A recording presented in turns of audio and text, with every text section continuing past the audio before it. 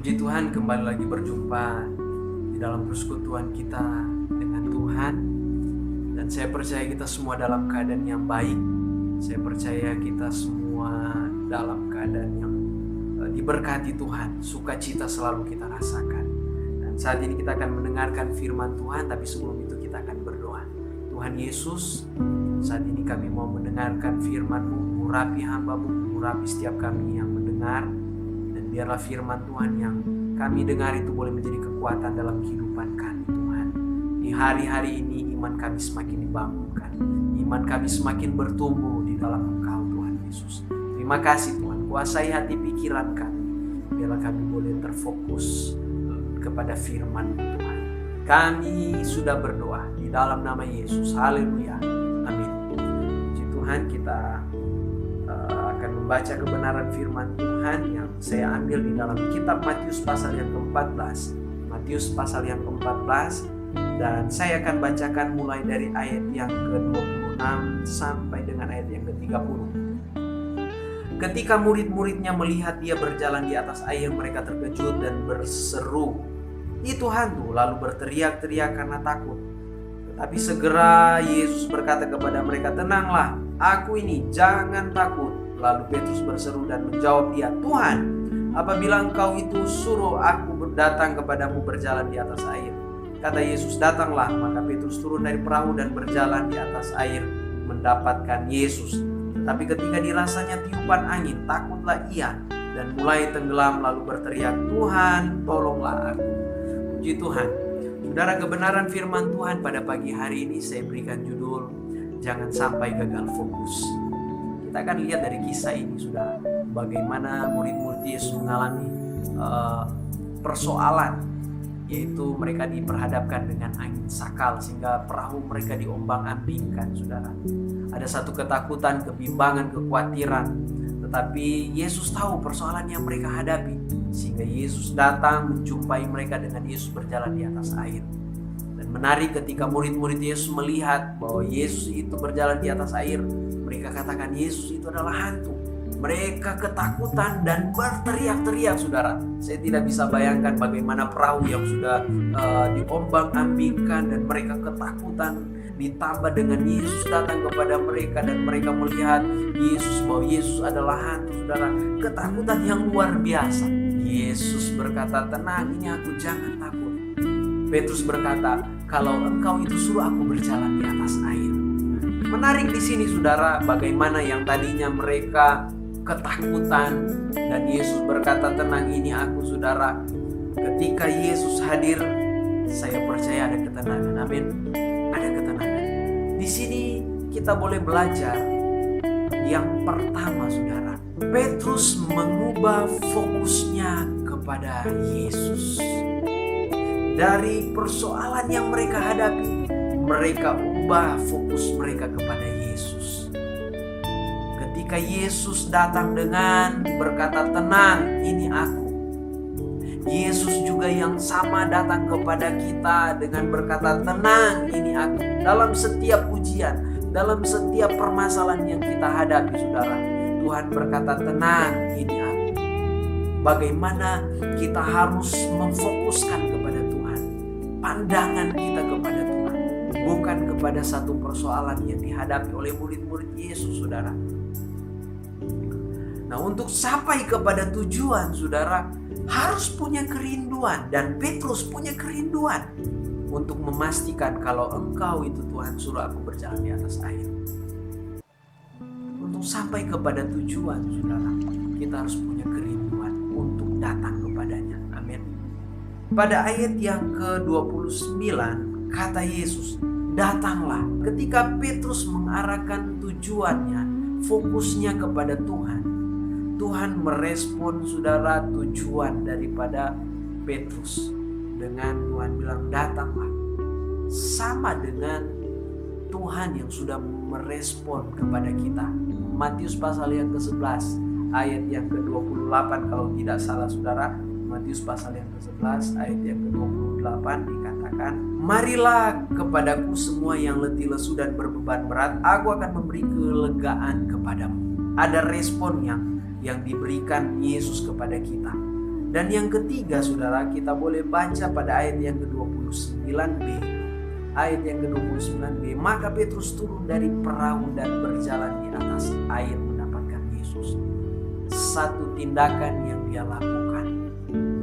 Kerinduan sudah ada dan Yesus merespon kerinduan itu saudara. Dan yang ketiga saudara, bagaimana tindakan daripada Petrus. Kita belajar daripada Petrus. Dia punya kerinduan dan Yesus merespon kerinduannya, dan dia punya tindakan untuk datang menjumpai Yesus. Ada ayat yang ke-30, tetapi ketika dirasanya tiupan angin, takutlah ia dan mulai tenggelam, lalu berteriak, Tuhan tolonglah aku. Yang ketiga saudara, ternyata untuk sampai kepada tujuan ada proses yang kita hadapi, ada tantangan yang kita hadapi.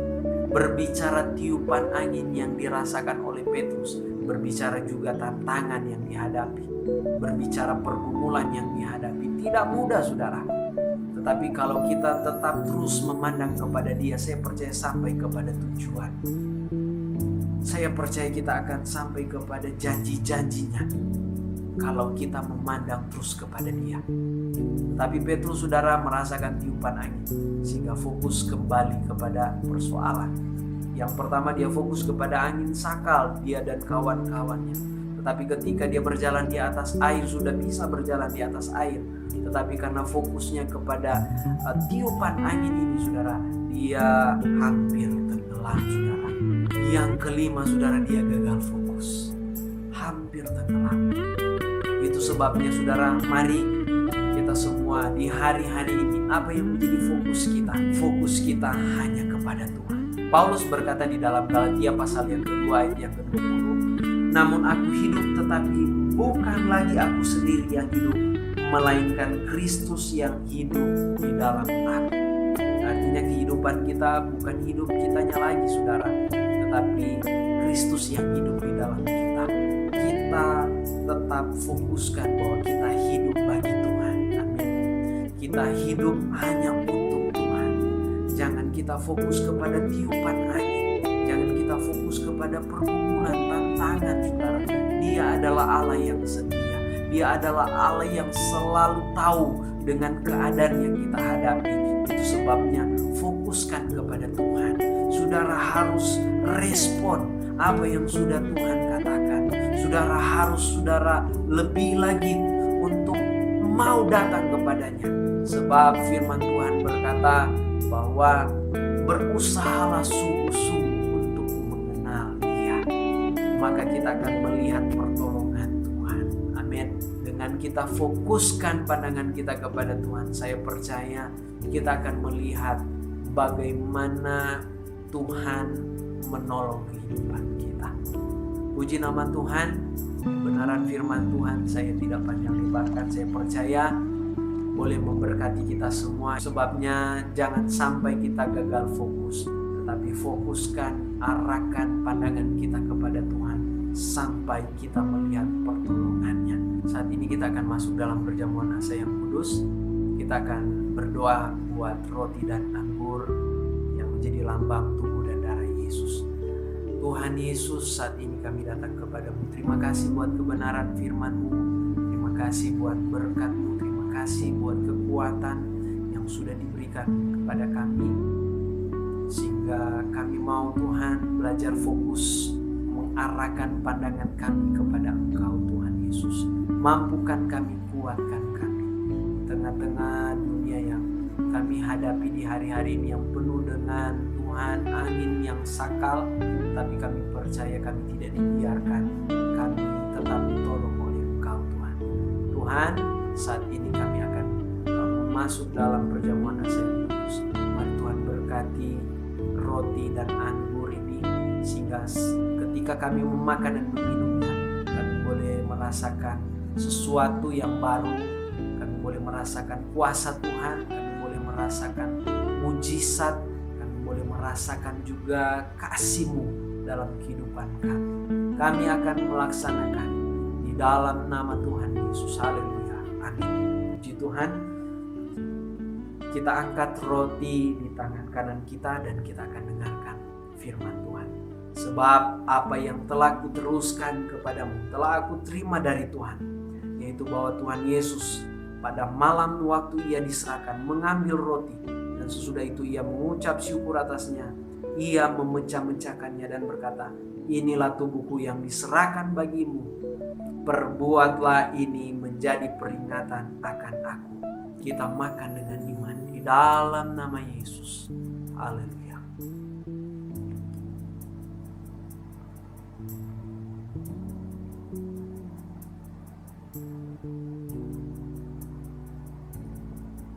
Haleluya. Kita angkat anggur di tangan kanan kita dan kita dengar sebagian firman Tuhan. Demikian juga ia mengambil cawan sesudah makan lalu berkata, cawan ini adalah perjanjian baru yang dimeteraikan oleh darahku. Perbuatlah ini setiap kali kamu meminumnya menjadi peringatan akan aku. Sebab setiap kali kamu makan roti ini dan minum cawan ini, kamu memberitakan kematian Tuhan sampai ia datang. Kita minum dengan iman dalam nama Yesus.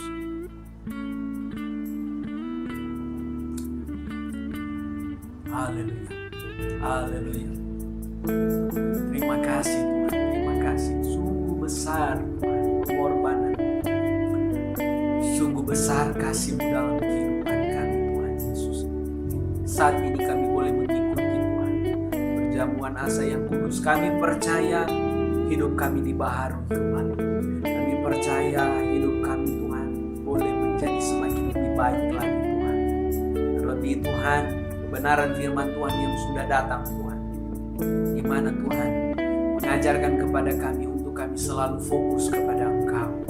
Di dalam apapun yang kami hadapi, kami mau tetap memandang terus kepada Engkau sampai kepada tujuan kami Tuhan, yaitu Tuhan Engkau sendiri.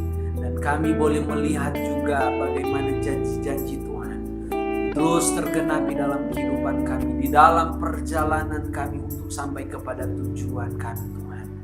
Tuhan mampukan kami, Roh Kudus pimpinlah kami, supaya kami selalu melangkah dengan penuh keberanian, dengan penuh pengurapan yang daripada Tuhan juga. Dan kami boleh melihat ada buah-buah yang dihasilkan Tuhan Yesus. Terima kasih Tuhan, terima kasih. Menyerahkan seluruh keberadaan jemaat yang ada. Berkatilah umat-umat-Mu. Berkatilah apa yang menjadi pergumulan mereka saat ini, apa yang menjadi kebutuhan, keperluan mereka saat ini. Tuhan adakan semuanya di dalam nama Yesus. Dan kami berdoa buat pekerja daripada umat-umat-Mu juga, Tuhan berkati segala sesuatu yang mereka kerjakan dibuat berhasil di dalam nama Yesus. Iman pengharapan kami semakin lebih kuat di dalam Tuhan. Kami semakin setia, kami semakin lebih mengandalkan Engkau Tuhan. Terima kasih Tuhan, terima kasih Tuhan. Tolong kami di tengah-tengah Tuhan, di tengah-tengah virus yang mewabah di hari-hari ini Tuhan. Kami percaya kami semua dalam lindungan daripada Tuhan. Kami juga berdoa Tuhan, setiap Tuhan pasien-pasien yang terkena virus ini Tuhan pulihkan di dalam nama Yesus. Pakai juga para medis yang ada, dokter, para perawat yang ada, semua mereka Tuhan pakai. Tutup bungkus mereka semuanya Tuhan dengan kuasa darah-Mu. Dan biarlah Tuhan mereka semua dalam perlindungan daripada Tuhan. Tuhan, kami juga berdoa Tuhan untuk bangsa dan negara kami Tuhan. Mulai dari Bapak Presiden yang ada sampai kepada jajaran yang terbawa sekalipun, Tuhan tetap memakai mereka. Tuhan tetap beracara kepada mereka. Berikan hikmat kepada mereka, bagaimana mereka menjalankan tugas mereka sebagai pemimpin negara. Tuhan, kami percaya Tuhan yang memampukan mereka. Terima kasih Tuhan Yesus, terima kasih. Menyerahkan bangsa dan negara kami ke dalam tangan Tuhan. Biarlah Tuhan kami boleh melihat ada penuaian yang terjadi di hari-hari ini Tuhan. Banyak jiwa yang mengenal Engkau, banyak umat-umat-Mu yang boleh diselamatkan. Terima kasih Tuhan Yesus, terima kasih. menyerahkan setiap kerinduan kami semua yang ada, baik Tuhan pelayanan di tempat ini. Tuhan tolong, Tuhan selalu adakan apa yang menjadi keperluan Tuhan dari pelayanan di tempat ini Tuhan. Terima kasih Tuhan, terima kasih. Dan akhirnya saudara-saudaraku, terimalah berkat daripada Tuhan kita Yesus Kristus, serta persekutuan Allah Roh Kudus senantiasa menyertai kita mulai saat ini sampai Maranatha Tuhan datang kali yang kedua. Di dalam nama Yesus kami sudah berdoa. Haleluya. Amin. Puji Tuhan. Tuhan Yesus memberkati kita semua.